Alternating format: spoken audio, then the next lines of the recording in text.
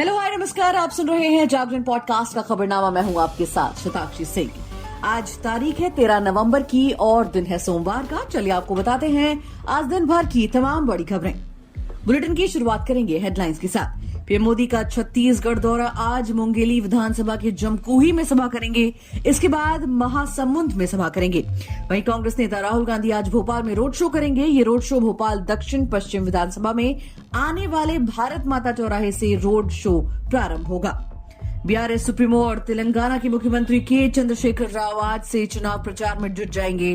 तेलंगाना विधानसभा चुनाव के लिए सीएम केसीआर 13 से 28 सितंबर तक 54 प्रजा आशीर्वाद रैलियों को संबोधित करेंगे। वहीं दिवाली पर दिल्ली और एनसीआर के इलाकों में आग की घटनाएं सामने आई। इस साल दिल्ली दमकल विभाग ने आग पर लगने वाली कुल 100 से अधिक कॉलें आई।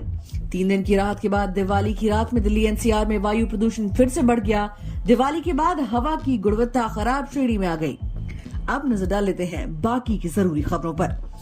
केरल के कन्नूर में सोमवार को पुलिस और माओवादियों के बीच मुठभेड़ हुई। पुलिस ने जानकारी देते हुए बताया कि केरल पुलिस की विशेष टीम थंडरबोल्ट और माओवादियों के बीच कन्नूर के एक वन क्षेत्र में गोलीबारी हुई है। पुलिस ने बताया कि गोलीबारी की घटना करिकोट्टाकारी पुलिस थाने के अंतर्गत हुई है। एक पुलिस अधिकारी ने समाचार एजेंसी पीटीआई को बताया कि सुरक्षा बलों और माओवादियों के बीच गोलीबारी अभी जारी है।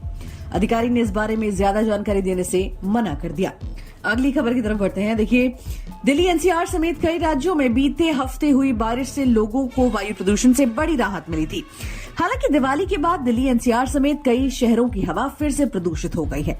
इस बीच centre for science and environment के पोल्यूशन कंट्रोल यूनिट में विशेषज्ञ विवेक चट्टोपाध्याय ने वायु प्रदूषण को लेकर प्रतिक्रिया दी है। Centre for science and environment के पोल्यूशन कंट्रोल यूनिट के विशेषज्ञ विवेक चट्टोपाध्याय ने बताया कि दिवाली पर पटाखे फोड़ने के कारण एयर क्वालिटी इंडेक्स बहुत खराब श्रेणी में पहुंच गया है। पटाखे फोड़ने से प्रदूषण का स्तर बढ़ा है और हवा भी थम गई है। उन्होंने कहा कि दिवाली पर हुई आतिशबाजी के कारण आसमान में धुंध की चादर छा गई है और हवा की गति धीमी हो रही है, जिससे प्रदूषण बढ़ रहा है। अभी हमें प्रदूषण को रोकने के लिए सख्ती की जरूरत है ताकि पूरी योजना को बनाकर शहर में लागू किया जा सके। बता दें कि दिवाली के दिन कई जगह पटाखों पर पाबंदी होने के बाद आतिशबाजी जमकर की गई। सोमवार सुबह दिल्ली और आसपास के इलाके में धुंध की चादर दिखाई दी। केंद्रीय प्रदूषण नियंत्रण बोर्ड के अनुसार दिल्ली में वायु गुणवत्ता खराब श्रेणी में पहुंच गई है, जिससे लोगों को सांस लेने में काफी मुश्किलों का सामना करना पड़ रहा है। अब बात कर लेते हैं एल्विश यादव की। देखिए, यूट्यूबर एल्विश यादव मामले में 5 आरोपियों की 2 दिन की पुलिस कस्टडी रिमांड पूरी हो गई है और सभी को अदालत में पेश कर जेल भेज दिया गया है। हालांकि इस दौरान नोएडा पुलिस एल्विश यादव और गिरफ्तार आरोपी राहुल यादव का आमना सामना नहीं करवा पाई। कस्टडी रिमांड के दौरान आरोपी राहुल यादव को गुरुग्राम, फरीदाबाद, दिल्ली के फार्म हाउस पर लेकर गई, जहां पार्टी ऑर्गेनाइज की जाती थी और राहुल यादव प्रोग्राम करने गया था।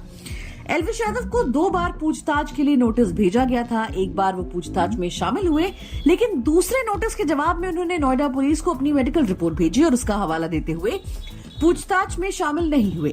पुलिस अधिकारियों के अनुसार एल्विश काफी संभल कर पुलिस के सवालों के जवाब दे रहे थे। एल्विश यादव ने नोएडा पुलिस से बीते मंगलवार देर रात करीब 3 घंटे तक पूछताछ की।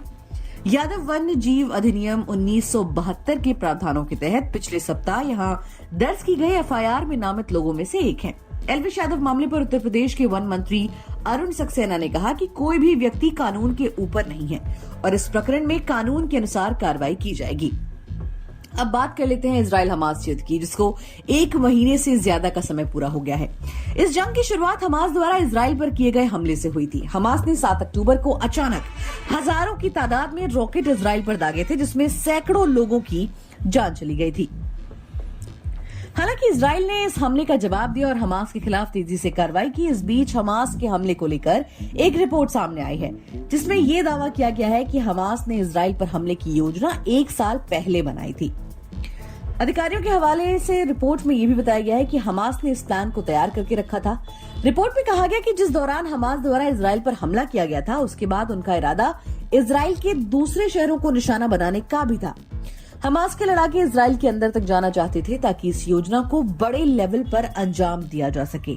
रिपोर्ट में कुछ सबूतों का भी जिक्र किया गया है। बताया गया है कि युद्ध में मारे गए हमास के आतंकियों के पास से कुरान की आयतों के नोट्स बरामद हुए थे, जिसमें उन्हें ज्यादा से ज्यादा लोगों को मारने के लिए कहा गया था।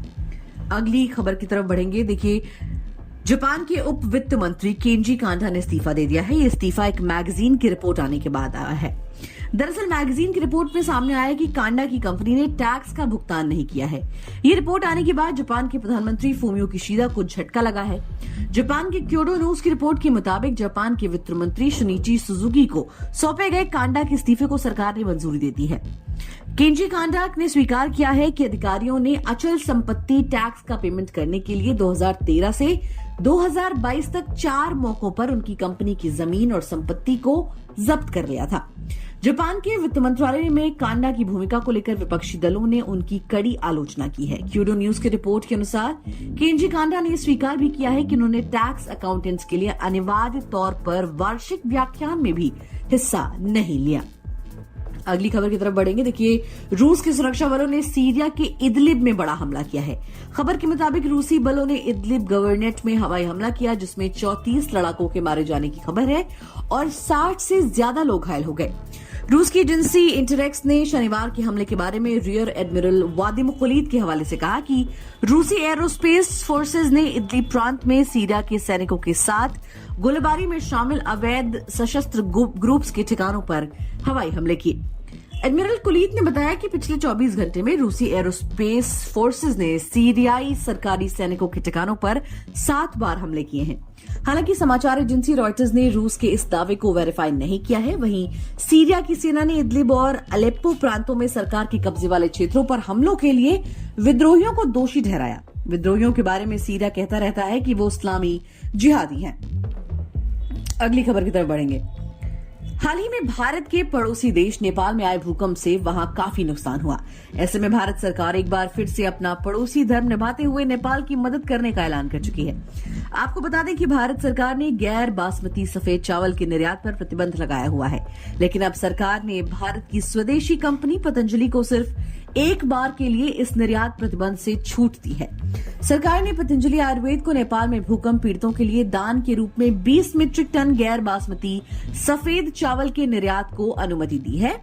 भारत सरकार ने घरेलू स्तर पर चावल की आपूर्ति में कोई कमी न हो, इसलिए 20 जुलाई से गैर बासमती सफेद चावल के निर्यात पर प्रतिबंध लगाया हुआ है। हालांकि कुछ देशों को उनकी खाद्य सुरक्षा जरूरतों को पूरा करने के लिए और अनुरोध पर सरकार द्वारा दी गई अनुमति के आधार पर निर्यात की अनुमति दी गई है। अब बात कर लेते हैं मनोरंजन जगत की। देखिए, Salman Khan Katrina Kaif starrer film tiger 3 ने बॉक्स ऑफिस पर आते ही गदर मचा दी है।